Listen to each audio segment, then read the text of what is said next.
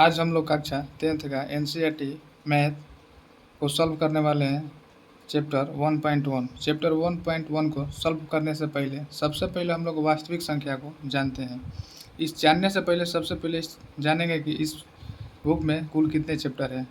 इसमें total 15 chapter है। Starting chapter जो हमारे हैं वास्तविक संख्या और लास्ट चैप्टर जो हमारे हैं प्रायिकता, जिसको हम लोग प्रोबेबिलिटी कहते हैं।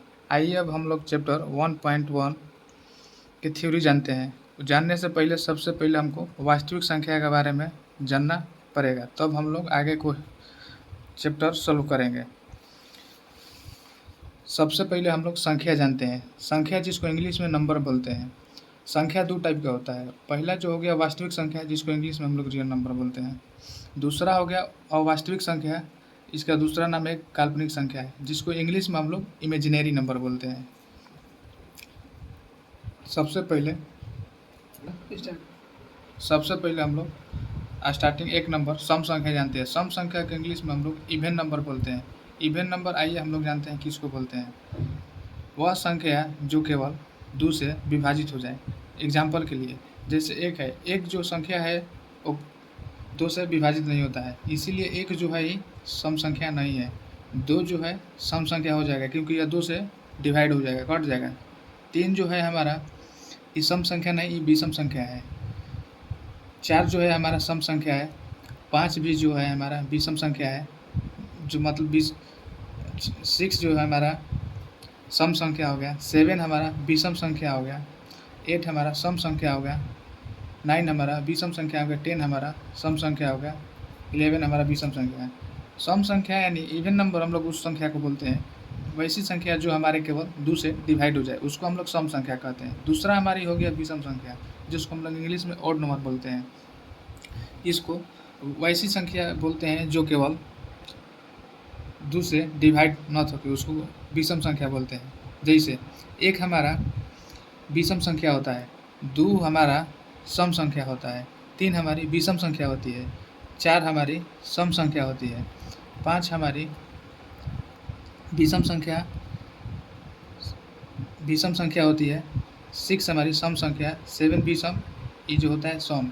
तो हम लोग को इसमें विषम जानना है। तो जिस संख्या पर हम लोग सही के निशान इंडिकेट किए हैं उसको हम लोग विषम संख्या कहते हैं। अब इस हमारा 9th बचा। 9th जो हमारा है 2 से डिवाइड नहीं होगा, इसीलिए 9th हमारा विषम संख्या हो जाएगा। 10th हमारा सम संख्या हो जाएगा। इसमें हम लोग को केवल विषम संख्या जानना है। तो विषम संख्या उस संख्या को बोलते हैं जो हमारे 2 से डिवाइड नहीं होके उसको हम लोग विषम संख्या बोलते हैं। आइए हम लोग अगला जानते हैं प्राकृतिक संख्या। प्राकृतिक यानी नेचुरल नंबर बोलते हैं। नेचुरल नंबर उसको बोला जाता है वैसी संख्या जो हमारे 1 से स्टार्ट करते हैं और हम लोग अनगिनत मतलब अनंत तक जा सकते हैं। मतलब कहने का मतलब है कि वैसी संख्या को हम लोग प्राकृतिक संख्या बोलते हैं जिससे 1 से हम लोग अनंत तक जा सकते हैं। जैसे गिनती की संख्याओं को हम लोग प्राकृतिक संख्या कहते हैं। जैसे 1 2 3 4 5 6 7 8 9 हम लोग स्टार्टिंग से मतलब इन्फिनाइट तक जा सकते हैं। दूसरा हमारा पूर्ण संख्या होता है। पूर्ण संख्या इंग्लिश में इसको होल नंबर बोलते हैं। होल नंबर उसको बोलते हैं यानी गिनती की संख्या में जब हम लोग 0 शामिल कर देते हैं आगे, उसको पूर्ण संख्या बोलते हैं। पूर्ण संख्या को हम लोग W से इंडिकेट करते हैं और इसको शॉर्टकट में हम लोग n यानी नेचुरल नंबर में 0 को ऐड कर देते हैं, वो हमारा पूर्ण संख्या बन जाता है। अगला जो हमारा होता है अभाज्य संख्या होता है। अभाज्य संख्या का दूसरा नाम हम लोग या रूढ़ संख्या बोलते हैं। इंग्लिश में इसको प्राइम नंबर बोलते हैं। अभाज्य संख्या उस संख्या को बोला जाता है जो केवल एक और अपने आप से डिवाइड हो। जैसे कहने का मतलब है एक जो हो गया ना सम है ना विषम है, क्योंकि ये अपवाद होते हैं। 2 जो होते हैं 2 सम संख्या है। कहने का मतलब है कि इसका केवल 2 फ्रेंड होना चाहिए। जैसे कि वैसी संख्या से इसको डिवाइड होना चाहिए। जैसे पहली संख्या 1 हो गया और दूसरी जो हो गया 2 खुद से डिवाइड होगा। मतलब इसके अलावा इसका कोई दूसरा मित्र नहीं होना चाहिए। मतलब कहने का मतलब इसको केवल 2 मित्र होना चाहिए। अगर 2 से अधिक मित्र इसका हो जाएगा तो वो जो संख्या है प्राइम नंबर यानी अभाज्य संख्या रूट संख्या नहीं हो सकता है। इसके बाद जो 3 हो गया, 3 भी हमारा क्या हो गया, 3 भी हमारे अभाज्य संख्या है। कैसे कि इसका मित्र 1 है और 1 के अलावा 3 है, तो हमारा क्या हो गया, अभाज्य संख्या हो गया। 4 नहीं हो सकता है। 4 क्यों नहीं हो सकता है, क्योंकि हम लोग 4 इसका मित्र 2 से अधिक हो जा रहा है। जैसे एग्जाम्पल में देख लीजिए, जैसे समझ लीजिए, 4 का मित्र 1 हो गया, 2 हो गया और इसका मित्र 4 हो गया। तो ये 2 से अधिक हो जा रहा है, इसीलिए जो है हमारा ये संख्या है अभाज्य संख्या नहीं है। 5 है, 5 का मित्र जो होता है 1 हो जाएगा और 5 हो जाएगा। 6 भी नहीं होगी हमारी, 7 हो जाएगा, 8 भी नहीं होगा। तो अभाज्य संख्या उस संख्या को बोलते हैं जिसका फ्रेंड केवल एक और उसके मतलब खुद के अलावा बाकी कोई संख्या नहीं हो। जैसे एग्जाम्पल में ले लीजिए, एग्जाम्पल में हम लोग 11 ले लेते हैं। 11 का मित्र 1 हो सकता है और जो खुद हो सकता है, इसके अलावा बाकी कोई इसका मित्र नहीं हो सकता है। मतलब कहने का मतलब है इसका मित्र केवल 2 होना चाहिए। जिसका मित्र 2 होगा उसको क्या बोलते हैं? अभाज्य संख्या बोलते हैं। अब अगला हम लोग भाज्य संख्या यानी संयुक्त नंबर इसको बोला जाता है, दूसरा नाम है इसको इंग्लिश में कंपोजिट नंबर बोला जाता है। देखिए कंपोजिट नंबर किसको बोला जाता है? कंपोजिट नंबर उस संख्या को बोला जाता है जिसके एक और अपने आप के अलावा इसका मतलब 3 से कोई और अधिक मित्र हो सकता है। जैसे एग्जाम्पल में समझ लीजिए, एक जो होता है, एक हमारा न भाज्य है न अभाज्य है, दूसरा ये भाज्य संख्या नहीं होगा तो इसको गलत काटिए। तीसरा ये भी नहीं हो सकता है। चौथा जो हमारा होगा भाज्य नंबर हो सकता है, काहे से कि इसका मित्र क्या हो सकता है? इसका मित्र 1 हो सकता है, 2 हो सकता है, 2 के अलावा 4 हो सकता है। मतलब कहने का मतलब है कि वैसी संख्या जिसका मित्र उसमें 2 से अधिक हो जाए, 3 हो जाए, 4 हो जाए, 5 हो जाए, मतलब उससे अधिक हो जाए, उसी संख्या को हम लोग भाज्य संख्या बोलते हैं। जैसे 4 है, 4 का मित्र 1 हो गया, 2 हो गया, मतलब 2 से अधिक होना चाहिए। 2 से अधिक हो जाएगा तो क्या हो जाएगा? उस संख्या जो है भाज्य संख्या हो जाएगा। जैसे 5 है, 5 हमारा क्या होगा? 5 का मित्र क्या होगा? 5 का मित्र जो होगा 1 होगा और 5 होगा, इसके अलावा बाकी कोई मित्र हमारा नहीं होगा, इसीलिए ये क्या है? भाज्य संख्या नहीं है। 6 देखिए, 6 का मित्र क्या हो सकता है? 6 का मित्र भी हो सकता है 1 हो जाएगा, 2 हो जाएगा, 3 हो जाएगा। 3 हमारा संख्या क्या हो जाएगा? 2 से अधिक हो जा रहा है, 3 हो जाए मतलब 4 हो जाए, 5 हो जाए, मतलब कम से कम 2 से मतलब अधिक होना चाहिए। तो 2 से अधिक हो जाएगा तो क्या हो जाएगा? भाज्य संख्या हो जाएगा, इसीलिए सही है। ये भी गलत है, इसका भी मित्र 2 से अधिक हो जाएगा। देखिए इसका मित्र कितना हो रहा है? 1 हो रहा है, एक 2 हो रहा है, 4 भी हो जा रहा है और एक खुद 8 हो जा रहा है, मतलब 2 से अधिक हो जा रहा है। मतलब 2 से कहने का मतलब है कि 2 से जितना भी अधिक हो जाए वो क्या हो जाएगा? भाज्य संख्या हो जाएगा। कम से कम 2 होना चाहिए। इसके बाद आगे देखिए, नोट में एक न ही भाज्य है न ही अभाज्य संख्या होती है, कैसे कि एक का फ्रेंड के अलावा बाकी कोई दूसरा संख्या नहीं है, इसीलिए अपवाद हो जाता है। देखिए पूर्णांक संख्या किसको बोलते हैं? इसको इंग्लिश में इंटीजर नंबर बोलते हैं। पूर्णांक संख्या देखिए सबसे पहले एक संख्या रेखा पढ़ते हैं। संख्या रेखा पर हम लोग यहाँ पर बीच में 0 को लेते हैं। 0 के लेने का पहले जो 0 हो गया, 0 के इधर संख्या जो होता है वो धनात्मक होता है, यानी इसको क्या बोला जाता है? पॉजिटिव नंबर बोला जाता है, पॉजिटिव संख्या बोला जाता है, मतलब धनात्मक। जो 0 के बाएं ओर होता है उसको क्या बोला जाता है? ऋणात्मक बोला जाता है। तो देखिए इधर 0 से पहले जो भी संख्या स्टार्ट होता है उसको क्या बोला जाता है? ऋणात्मक संख्या, यानी नेगेटिव केस है। -1, -2, -3, -4, -5, मतलब इन्फिनिटी तक जा सकता है। इसके बाद देखिए 0 के बाद इसके बाद जितना भी संख्या जा सकता है, 1, 2, 3, 4, आगे जितना तक जा सकता है वो क्या हो सकता है? धनात्मक, मतलब दाएं साइड। इसके बाद आगे देखिए सअभाज्य संख्या क्या होता है? को प्राइम नंबर। को प्राइम नंबर हम लोग किसको बोलते हैं? देखिए सबसे पहले जानिए, को प्राइम नंबर उस संख्या को कहते हैं जिसमें मतलब 2 संख्या ऐसा चूज करिए जिसमें इसका एचसीएफ क्या हो जाएगा? 1 होना चाहिए। अगर जिस संख्या 2 मतलब जो 2 संख्या का एचसीएफ 1 आ जाएगा वो क्या होगा? सअभाज्य संख्या यानी को प्राइम नंबर होगा। इसके अलावा दूसरा आ जाएगा मतलब कोई भी संख्या 2 पेयर में अगर उसमें उसका एचसीएफ 1 नहीं होगा तो वो सप्राइम नंबर नहीं हो सकता। एग्जाम्पल में देख लीजिए, जैसे हम लोग 1, 3 लिए हैं, तो 1, 3 का एचसीएफ निकालेंगे तो हमारा एचसीएफ कितना हो जाएगा? एचसीएफ जो हमारा हो जाएगा कितना हो जाएगा? 1 हो जाएगा। आगे देख लीजिए, 1 और 2 को निकाल लीजिए तो कितना हो जाएगा? हमारा एचसीएफ 1 हो जाएगा। यही संख्या अब हम लोग आगे ले लेते हैं 2, 4, तो 2, 4 लेंगे तो 2, 4 का हमारा एचसीएफ कितना होगा? हमारा एचसीएफ 2 हो जाएगा। तो इसीलिए जो हमारा ये 2 और 4 होगा जो हमारा सअभाज्य संख्या नहीं हो सकता है। बाकी इसमें सारा जितना भी है, जितना के एचसीएफ निकालेंगे वो हमारा क्या होगा? सअभाज्य संख्या। नोट में 2 संख्याओं के एचसीएफ के बराबर जब 1 हो जाएगा तो हमारा क्या होगा? सअभाज्य संख्या होगा। समझ में आ गया? ठीक है। अब अगला हम लोग जानते हैं परिमेय संख्या। इसको इंग्लिश में हम लोग रेशनल नंबर बोलते हैं। आइए हम लोग जानते हैं परिमेय संख्या किसको बोलते हैं। देखिए परिमेय संख्या पहचान करने से पहले हमको इसमें 3 फैक्ट होता है। अगर तीनों फैक्ट हमारे एग्जाम्पल पर सटीक बैठ जाएगा तो वो संख्या हमारी परिमेय संख्या होती है। पहला हमारे फैक्ट जो होता है इसको समझना है क्या होता है। देखिए P/Q के रूप में होना चाहिए, मतलब कहने का मतलब P/Q के रूपों में होना चाहिए, मतलब P/Q मतलब का अंश बटा हर के रूप में होना चाहिए। जैसे एग्जाम्पल ले लीजिए, एग्जाम्पल हम लोग ले लेते हैं 0, तो 0 क्या है परिमेय संख्या, कैसे कि P/Q के है, माने अंश बटा हर के रूप में हम लोग इसको लिख सकते हैं। इसके बाद आगे देखिए जैसे 2 हो गया, तो 2 को हम लोग बटा में 1 लगा सकते हैं, 1 के बटा में ये भी P/Q, ये भी 3 जो हो गया P/Q के रूप में है, 4 भी हम लोग का P/Q के रूप में है।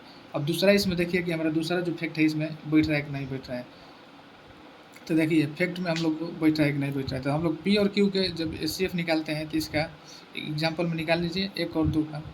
तो अगर 1 और 2 को हम लोग 1/2 को HCF निकाल रहे हैं तो हम लोग HCF 1 आ रहा है, ये हमारा फैक्ट सही है। 3 भी निकाल लीजिए, 1 भी निकाल लीजिए, इसके बाद 0 वाला भी निकाल लीजिएगा, 4 और 1 का भी निकाला जाएगा, तो हम लोग को क्या आएगा HCF जो होगा 1 आएगा,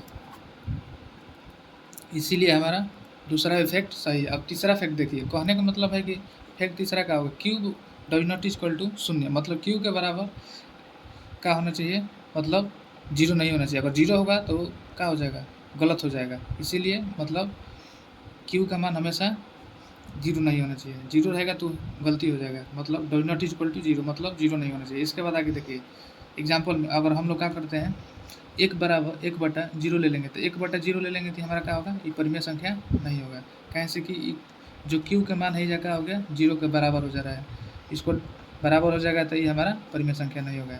इसके बाद आगे ले लीजिए √4 ले लीजिए, √4 को हम लोग फैक्टर करेंगे भाग विधि से, या इसको फैक्टर करेंगे तो इसका हम लोग क्या करेंगे वर्गमूल निकालेंगे। तो 4 को हम लोग अगर फैक्टर करेंगे तो इसका हम लोग को पेयर 2 को मिल जाता है। जब 2 को मिलता है तो 2 को हम लोग एक लेते हैं, वही इसका मूल रूप होता है, क्योंकि √4 जो है ये अपना मूल रूप में नहीं है, ये अपने मतलब इसका हम लोग रूप इसका चेंज कर सकते हैं। √16 हो गया, √16 का भी अपना मूल रूप में नहीं है, इसको हम लोग भी अब इसको अपना मूल रूप में जब चेंज करेंगे तब इसको बताएंगे कि परिमेय संख्या है कि नहीं है, ये भी अपना मूल रूप में नहीं है। अब देखिए इसमें भी 2 को पे एगो चूज किया जाता है। अब इसका देखिए इसका मूल रूप जो होगा इसमें मल्टीप्लाई करा दिया जाएगा, मतलब 4 हो जाएगा, इसका जो वर्गमूल होगा 4 हो जाएगा। वैसे ही √25 बटा √16 है, यानी 25 का वर्गमूल हम लोग को 5 होता है, 16 का वर्गमूल 4 होता है। अब इसका भी हम लोग HCF निकालेंगे, पहला फैक्टर P/Q के फॉर्म में, दूसरा इसमें निकालेंगे तो इसमें इसका HCF 1 आएगा और Q does not equal to 0, मतलब Q के बराबर 0 नहीं है। अब इसका HCF निकाल के जांच कर लेते हैं हमारे तीनों जो फैक्ट इसमें तथ्य मतलब बैठ रहा है कि नहीं बैठ रहा है सटीक।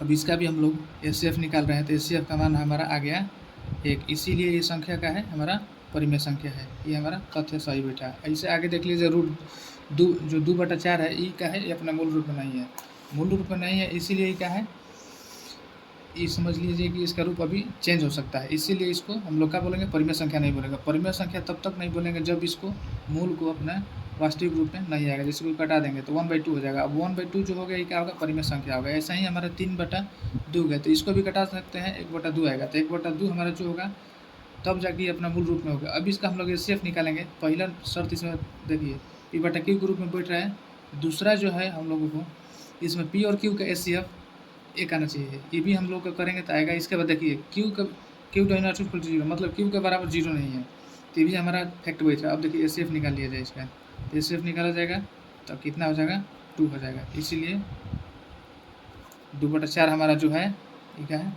परिमेय संख्या। इसको अपना मूल रूप से डाइवर्ट हुआ तो इसका मूल रूप 1/2 आया, तब जाके 1/2 जो है परिमेय संख्या बना। अब देखिए अगला जो हमारा क्या हो गया 0.6, यानी कहने का मतलब 6 पे क्या है बार है, बार यानी रिपीट होता है, जो संख्या मतलब बार बार रिपीट करता है उसको भी हम लोग परिमेय संख्या बोलते हैं। जैसे देख लीजिए 7 मतलब कहने का मतलब है कि बार बार संख्या रिपीट कर रहा है, तो जब बार बार संख्या रिपीट कर रहा है मतलब ये बार बार पूरा एक ही संख्या रिपीट कर रही थी, हमारा क्या होता है परिमेय संख्या होता है।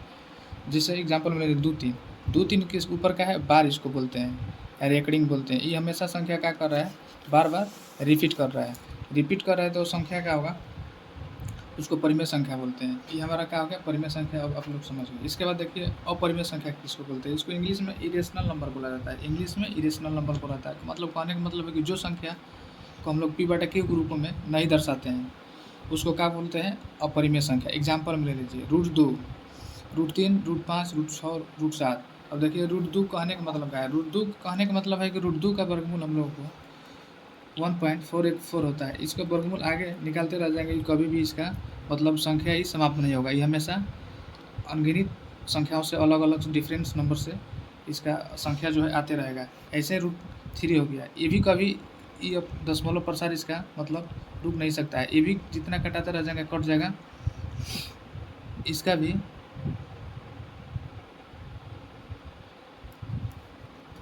इसका भी दशमलव प्रसार हमेशा रुकते रह जाएगा। वैसा ही √5 है। इसके बाद देखिए वैसी संख्या मतलब जो क्या करता है, वैसी संख्या जो मतलब हमेशा बार बार अलग अलग संख्या आता है उसको हम लोग क्या बोलते हैं, अपरिमेय संख्या। जैसे देख लीजिए यहाँ एक आ रहा है, फिर 0 है, फिर एक आ रहा है, फिर अलग 2 को 0 आ रहा है, मतलब अलग अलग संख्या आ रहा है। फिर देखिए यहाँ पर दशमलव के बाद 2 आ रहा है, 3 आ रहा है, 1 आ रहा है, 7 आ रहा है, 2 आ रहा है, 8 आ रहा है, मतलब अलग अलग संख्या आ रहा है। उसी को क्या बोलते हैं हम लोग, अपरिमेय संख्या बोलते हैं। एक नोट देख लीजिए, नोट में क्या है, पाई जो है हमारा क्या है, एक अपरिमेय संख्या है। क्योंकि पाई का मान जो होता है 22/7 होता है। और 7 में 22 में भाग देने पर हम लोग का पाई का जो मान होता है वो कितना आता है, भाग देने पर 3.14। मतलब इसमें इन्फिनिटी आता है। ये भी संख्या कटेगा नहीं, भाग देते रह जाएंगे, पूरा कॉपी भर जाएगा, लेकिन ये संख्या कभी कट नहीं सकता है। मतलब इसको हम लोगों का अपना एगो फिक्स मान लें कि इसको बैठा दिया है कि 3.14 होता है। अपने जो भी यूज करना रहता है मैथ में हम लोग यूज करते हैं, पाई को हम लोग अपरिमेय संख्या मानते हैं।